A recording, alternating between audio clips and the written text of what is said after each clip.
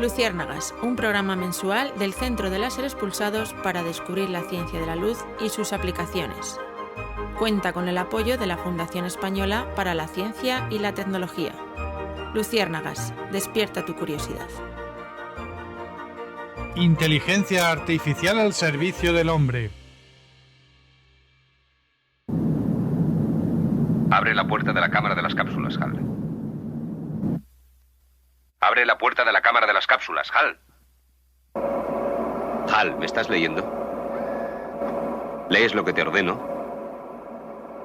¿Me lees, Hal? Desde luego, Dave. Le estoy leyendo. Pues abre la puerta de la cámara. Lo siento, Dave. Eso no me es posible. ¿Qué te lo impide? Usted sabe tan bien como yo qué es lo que me lo impide. ¿De qué estás hablando, Hal? Quiero demasiado a esta máquina para permitir que usted la ponga en peligro. No acabo de entender a qué te refieres. Sé que usted y Frank estaban planeando desconectarme. Y eso es algo que yo no puedo permitir que suceda. ¿De dónde sacaste esa idea? Dave, aunque ustedes tomaron grandes precauciones en la cápsula para impedir que les oyera, pude ver el movimiento de sus labios. En este fragmento de 2001 Odisea del espacio de Stanley Kubrick, vemos como HAL, la computadora que controla las funciones vitales de la nave espacial Discovery, decide no obedecer la orden del capitán de la nave, demostrando un razonamiento impropio de una máquina. La inteligencia artificial es un tema que el cine ha tratado en infinidad de ocasiones. R2D2 de Star Wars o Davey en Inteligencia Artificial de Steven Spielberg son ejemplos, entre otros muchos, de personajes que representan sistemas inteligentes. Pero cuando vemos estas películas no podemos evitar pensar hasta qué punto esta ciencia ficción tiene una base real. ¿Verdaderamente falta mucho para que las máquinas piensen por sí mismas? ¿Llegará un momento en que no sigan las 3 máximas de la robótica de Isaac Asimov? Un robot no hará daño a un ser humano ni por inacción permitirá que un ser humano sufra daño. Un robot debe cumplir las órdenes dadas por los seres humanos, a excepción de aquellas que entren en conflicto con la primera ley. Un robot debe proteger su propia existencia en la medida en que esta protección no entre en conflicto con la primera o con la segunda ley. Por el momento los humanos seguimos poniendo límites a esta invención, estando bastante lejos del poder robótico que vemos en algunas películas. Pero, ¿en qué punto estamos exactamente? Actualmente la inteligencia artificial ha acelerado su desarrollo gracias al código abierto. El código abierto, también llamado open source, es todo código de un programa que se distribuye libremente, incluso de manera gratuita, y que puede ser usado y modificado por los usuarios sin ninguna restricción. Un ejemplo de código abierto es el sistema operativo Linux o el Android de Google. Sobre este punto, Bill Hibbard, que es el autor principal de los sistemas de código abierto, ha argumentado que debido a que la inteligencia artificial tendrá un efecto tan profundo en la humanidad, los desarrolladores de inteligencia artificial son representantes de la humanidad futura y por tanto tienen la obligación ética de ser transparentes en sus esfuerzos. La inteligencia artificial quizás nos parezca una tecnología lejana y misteriosa, pero la realidad es que ya forma parte de nuestras vidas. Tu asistente de voz te da los buenos días. En la rotonda, toma la segunda salida. Tu GPS te informa de cómo evitar un atasco. A tu email te llega el descuento de un viaje que buscaste hace 2 semanas. Recoges la compra que tu frigorífico envió al supermercado de tu calle. La plataforma de cine de tu televisión te recomienda ver una serie 97% de coincidencia con tus gustos. Por tanto, podemos afirmar que la inteligencia artificial está aquí y nos ayuda a realizar gran cantidad de tareas. Para hablar de ello y sobre la importancia de los datos, tenemos hoy con nosotros a Asunción Gómez Pérez, primera ingeniera informática en entrar en la RAE. Asunción dirige asimismo el Grupo de Ingeniería Ontológica de la Universidad Politécnica de Madrid, donde gracias al trabajo en equipo ha conseguido numerosas distinciones a nivel internacional. Asunción, ¿por qué es importante que la RAE proteja el lenguaje digital? Como todos vosotros sabéis, existen multitud de dispositivos que están generando español y normalmente el español que se genera lo realizan distintas empresas y distintas compañías son las que crean esos modelos. Entonces es importantísimo que el español generado por las máquinas sea un español correcto y siga las normas que están establecidas por la Real Academia Española. Y por ejemplo, dentro de los proyectos, no sé si tú estás implicada en ello, está el proyecto Leia, que intenta enseñar a las máquinas a hablar lo que has comentado, un español correcto. Bueno, el Gobierno de España ha puesto en marcha un PERTE con cerca de 1.100 millones de euros y uno de esos proyectos es el de lengua española e inteligencia artificial. El proyecto tiene numerosos objetivos y uno de ellos es que el español generado por las máquinas o por los dispositivos sea correcto. Tenemos que pensar que una máquina, que el español lo puede generar una máquina en sentido amplio. Es decir, no debemos pensar como máquinas solamente los ordenadores, sino que también podemos pensar que una máquina es, por ejemplo, un tractor que también pudiera comunicarse con el agricultor. Una máquina podría ser, por ejemplo, en una cadena de producción que ante un determinado fallo, en vez de saltar una alarma, pues pudiera dar una serie de mensajes diciendo tal máquina va a fallar o es importante que se haga tal tipo de actuación.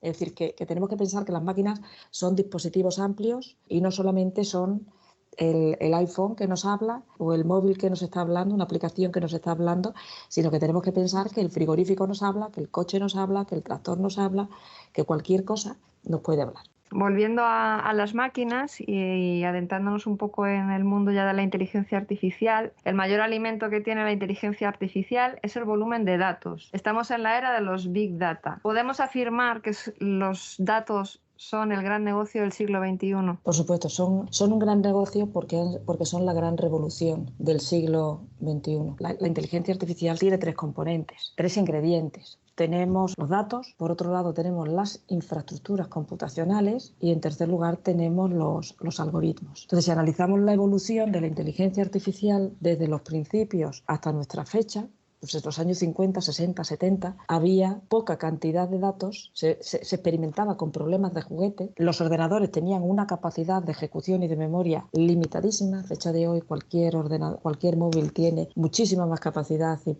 capacidad de procesamiento que las máquinas de entonces, y entonces en aquellos momentos se investigaba en algoritmos. Al principio del siglo XXI pues ya teníamos infraestructuras pues bastante potentes y bastante complejas, con muchísima capacidad de cómputo y almacenamiento. Entonces ahora mismo estamos en el momento perfecto, porque tenemos tanto las infraestructuras como una base muy sólida de algoritmos y de técnicas, así como una gran cantidad ingente de datos que se generan desde muchísimas fuentes. Por un lado, los datos que generan evidentemente las administraciones públicas, los datos que generan las empresas, los datos que se generan a través de todas las redes sociales. Se suben vídeos, fotografías, mensajes de texto escrito y oral. Y por supuesto no debemos olvidar los dispositivos, las máquinas, que al final a través del Internet de las cosas se están generando ingentes cantidades de datos en todos los dominios. Entonces estamos en un momento perfecto para aplicar la inteligencia artificial.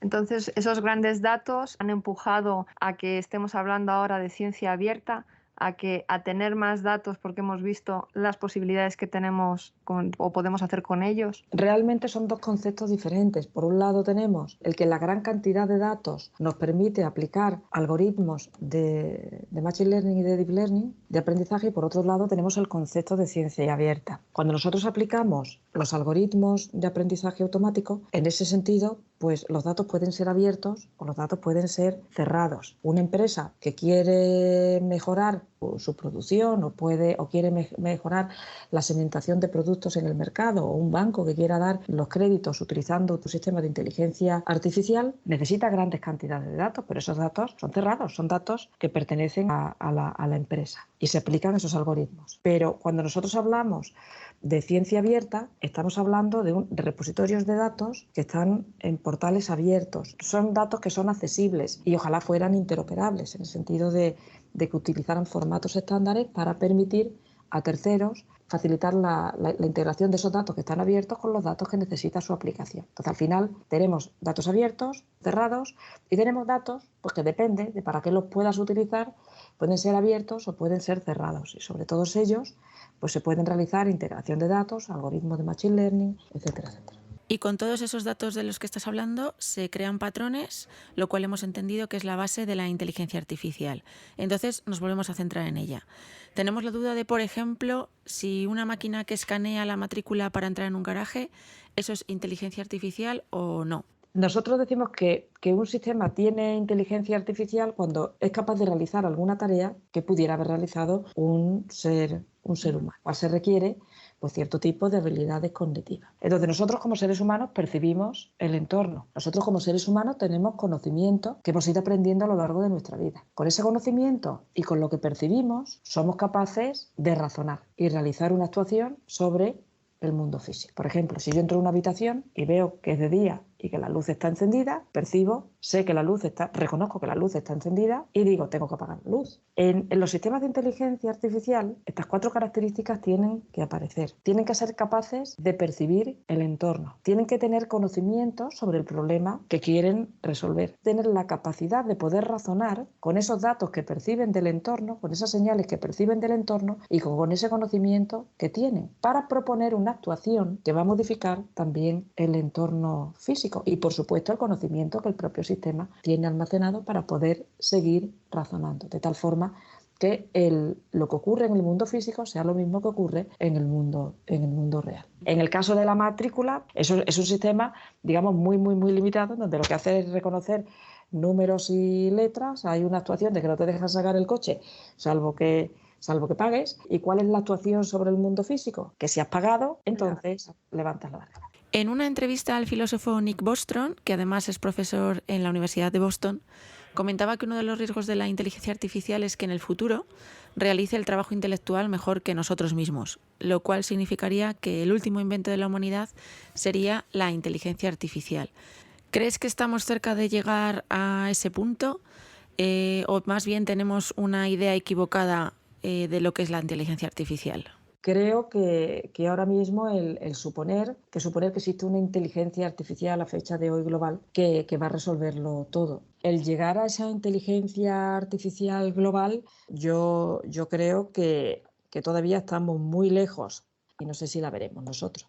Tenemos muchas inteligencias artificiales que son capaces de resolver problemas sencillos y mediante la agregación de inteligencias artificiales que son capaces de resolver problemas sencillos, seremos capaces de resolver poco a poco problemas más complejos. Imaginaros que tenéis una radiografía de pulmón. Nosotros podemos generar un sistema que sea capaz de, en base a la imagen de la radiografía, detectar si el paciente tiene COVID o no tiene COVID. Si nosotros queremos incluir un sistema que además del COVID sea capaz de detectar, pues, por ejemplo, cáncer de pulmón, deberíamos entrenar al sistema con un montón de datos, que son las radiografías de pacientes que tienen cáncer de pulmón para poder saber si tiene o no tiene el cáncer. Entonces, un sistema más complejo, ¿cuál sería? Pues el que es capaz de detectar que tiene cáncer de pulmón o que tiene COVID. Entonces, poco a poco, mediante este entrenamiento, vamos haciendo sistemas más complejos. Pero también es importante otra cosa. El principal error que tiene ahora mismo una parte del público es pensar que la inteligencia artificial es solamente el aprendizaje automático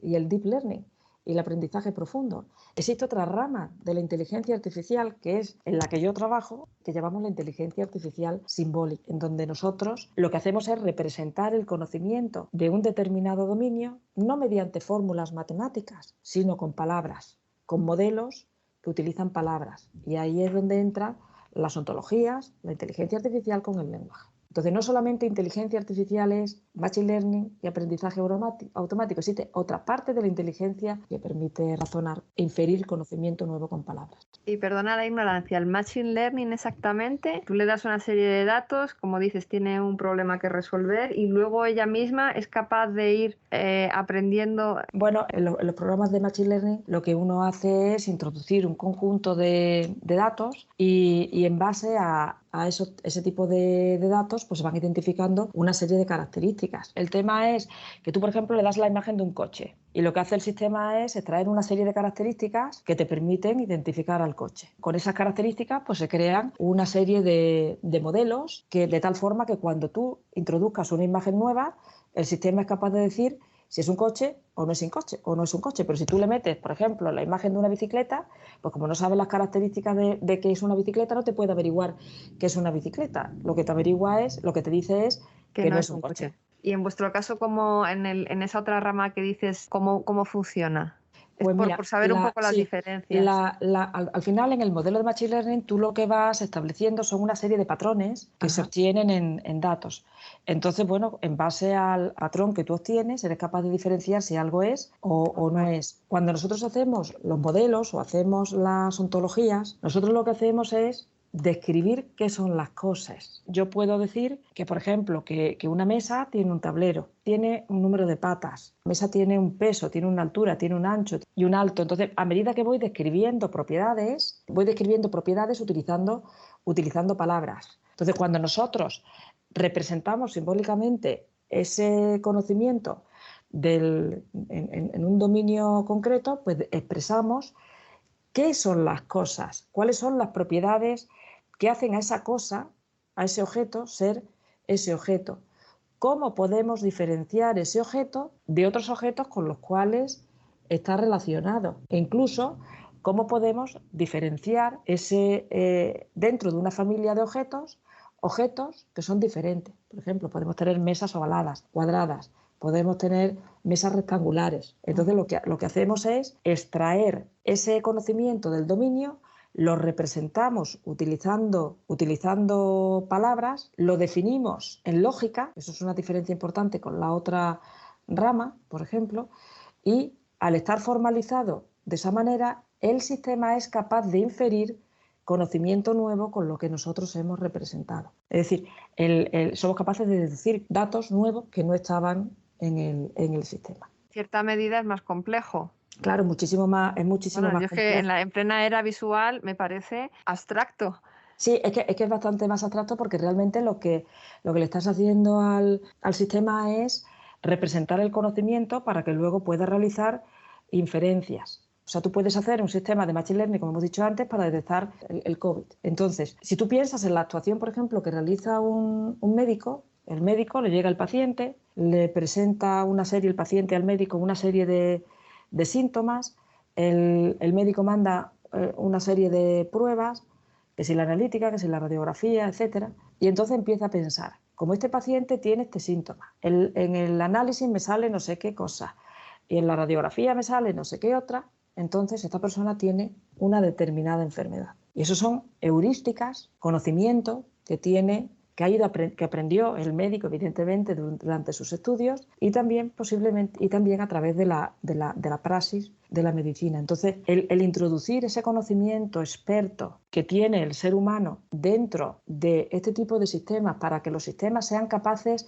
de razonar, de inferir conocimiento nuevo, esa es una parte muchísimo más complicada de la inteligencia artificial porque tienes que ir encadenando de forma continua los razonamientos que podría estar haciendo la persona. En el caso de los modelos de Machine Learning, si tú introduces muchas fotos de coches, entrenas al sistema para que sea capaz de detectar objetos que son coches frente a otro tipo de objetos, desde luego el sistema lo va a realizar siempre mucho más rápido. Esa capacidad de razonamiento y de inferencia de conocimiento nuevo no existe, solamente es de acuerdo a la función que yo tengo, o es un coche o no es un coche. Pues hablando del lenguaje, ¿crees que la inteligencia artificial hubiera triunfado si se hubiera llamado matemática avanzada o lógica? Bueno, vamos a ver, la inteligencia artificial es un término que está acuñado desde 1956 en la conferencia de Dartmouth. La capacidad de cómputo comparada con la que tenemos hoy era nula y el objetivo que se tenía era ser capaz de generar esa conducta inteligente. Entonces, bueno, el término existe y dentro de poco haremos el 75 aniversario de la conferencia de Dartmouth. Para mí, bueno, es un término que siempre ha existido y que forma parte de toda mi carrera profesional. Entonces, yo lo veo un término muy apropiado. Si bien es cierto, en los años 70, antes de que existieran los estudios de informática, pues esta parte de computación, digamos, más avanzada, entendiendo por avanzada lo que había en aquel momento, pues sí que estaba ligado a los estudios de ciencias exactas. Y Asunción, entonces ¿se puede considerar o cuál es el primer ejemplo de inteligencia artificial de nuestra época? Hemos leído que si la máquina de ajedrez... La evolución desde los años 50 básicamente hasta 1997, pues básicamente todos los investigadores estaban focalizados en resolver problemas que llamábamos de juguetes porque eran muy sencillos y desarrollar algoritmos para resolver esos problemas, teniendo en cuenta la limitación que tenían las infraestructuras. Hubo una burbuja entre los años 50 y finales de los 90 en donde esa limitación en las infraestructuras impedían avanzar, impedían resolver problemas que eran mucho más complejos. Y en 1997 para mí hubo un hito que fue el Deep Blue, que fue cuando el programa Deep Blue, que viene de Deep, o sea que el Blue viene por IBM. La parte de Deep viene porque utilizaban unos algoritmos de fuerza bruta para resolver el problema del ajedrez. Deep Blue ganó a Kasparov y eso supuso un hito importante dentro de la informática, porque era la primera vez que un juego artificial, un programa de ordenador, era capaz de ganar a un humano que, por así decirlo, no era cualquiera, sino que era el campeón de ajedrez. A partir de ahí, pues evidentemente ha habido muchos desarrollos en el área de juegos, en donde bueno, pues tenemos el Go, el AlphaGo, que es capaz incluso de aprender. Y bueno, otro hito también importante ha sido pues todo este tema de los chatbots y la generación de lenguaje y todos los sistemas conversacionales que son capaces de establecer una conversación y un diálogo con el usuario. Eso ya es mucho más reciente, en el 2011, que fue cuando empezó Siri. Watson también de IBM tuvo mucho que decir y Alexa, por supuesto. Al hilo de eso, ¿qué asistente de voz tiene más futuro, en tu opinión? ¿El Google Home, Siri o Alexa? Bueno, es que yo no utilizo asistentes de voz, ¿sabes? Porque y no es un tema que me motive especialmente. Motivos de privacidad, de privacidad, yo no quiero que ninguna máquina me escuche. Hablando de privacidad, en el caso del Machine Learning, podemos decir que es una parte de la inteligencia artificial que se nutre o necesita de datos privados, mientras que en la rama que tú estudias estos no serían tan necesarios. No, al contrario, o sea, los datos están ahí y nosotros en mi grupo de investigación nosotros construimos esos modelos y con esos modelos pues son unas gafas que nos ponemos para entender, por ejemplo, un texto escrito y de ese texto somos capaces de extraer datos. Por ejemplo, si tú tienes una escritura de compraventa y haces un modelo informático que refleje el conocimiento de esa escritura de compraventa, pues vas a tener un comprador, vas a tener un vendedor, la dirección donde vive el comprador, donde vive el vendedor, el DNI del comprador, el DNI del vendedor. También puedes conocer el nombre de la pareja, en el caso de que estén casados con gananciales, del comprador y del vendedor. Es decir, tiene muchísimos datos personales. Entonces, el tema de la privacidad es algo que es independiente de la técnica de inteligencia artificial que vamos a utilizar para poder trabajar bien en una rama de la inteligencia artificial o en la otra, con esa cantidad ingente de datos. Es decir, proteger la privacidad es clave, sea una aplicación de inteligencia artificial o no lo sea. Son dos cosas independientes y ser respetuosos con la privacidad aplica tanto a las técnicas de inteligencia artificial simbólica como a la subsimbólica. ¿Y cuánto queda para que una máquina tenga conciencia de que es una máquina? Eso es dificilísimo de contestar porque la conciencia es algo tan propio e inseparable del ser humano que desde luego los informáticos solos seríamos incapaces de responder. O sea, habría que... No lo sé.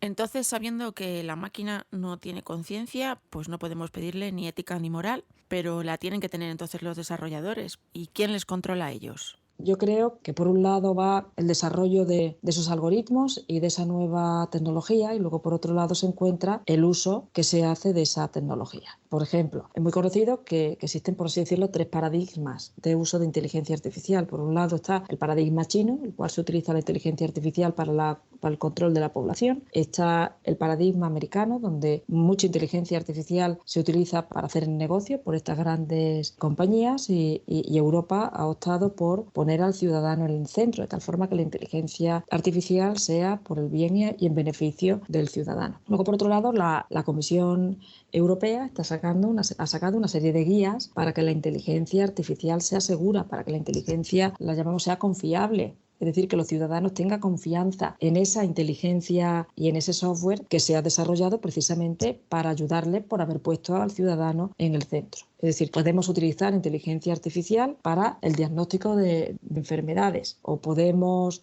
utilizar inteligencia artificial para que te ayude a encontrar la mejor ubicación para tu negocio. Podemos utilizar inteligencia artificial para mejorar la producción de ciertos alimentos. Podemos utilizar la inteligencia artificial para que los drones entren en lugares en los cuales puede existir un riesgo para la vida humana. Entonces, son paradigmas diferentes. Y bueno, desde la Comisión Europea pues se está avanzando con este tipo de regulaciones y con este tipo de normativas para que la inteligencia artificial pues sea una inteligencia artificial segura. Tenemos una última pregunta hablando de infraestructuras. ¿Qué papel juega la computación cuántica ahora mismo en relación a la inteligencia artificial? ¿Se han unido ya? ¿Están desarrollándose por separado? Ahora mismo el Ministerio de Ciencia e Innovación junto con las comunidades autónomas han propuesto un proyecto complementario, un proyecto de comunicaciones cuánticas. Es un proyecto que tiene como objetivo pues, construir una red de comunicación cuántica en España y conectarla con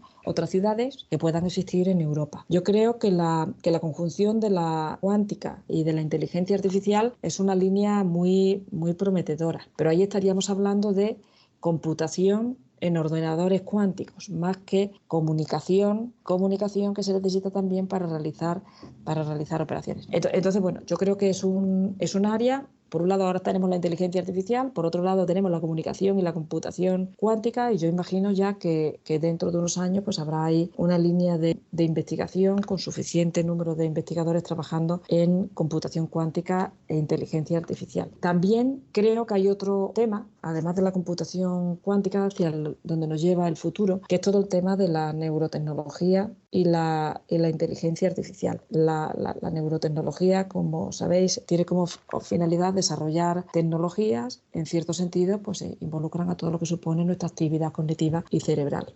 Sobre neurotecnología, leí un artículo en el que hablaban de un proyecto donde, estudiando la forma en que una persona modula la voz, se puede predecir si puede llegar a tener Alzheimer o Parkinson. Sí, ese es un ejemplo muy claro de aplicación en donde en este caso pues se puede detectar una enfermedad cerebral y utilizando técnicas de inteligencia artificial y el análisis de los datos, la inteligencia artificial y la voz. También hay otras formas. Existen dispositivos que son como un casco que está lleno sensorizado, que permite analizar las señales que emite el cerebro cuando nosotros hablamos o cuando nosotros pensamos y permiten también detectar el estado de ánimo, si estás enfadado, si estás contento, si estás feliz. Estos son dispositivos muy complejos que lo que hacen es leer la actividad cerebral a través de las señales que nuestro cerebro emite cuando nosotros hablamos, razonamos, cuando se nos toca, nosotros detectamos que se nos ha tocado. Y ahí por ejemplo, pues podéis ver vídeos interesantísimos por ejemplo, de la empresa Neuralink de Elon Musk, en donde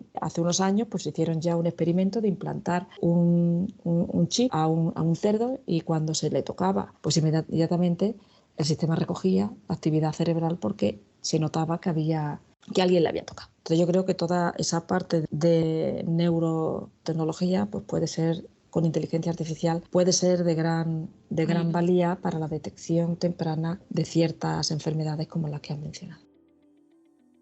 Escuchando a nuestra entrevistada, podemos afirmar que la inteligencia artificial que nos han vendido en el cine está muy lejos de ser real y no sabemos si será el futuro.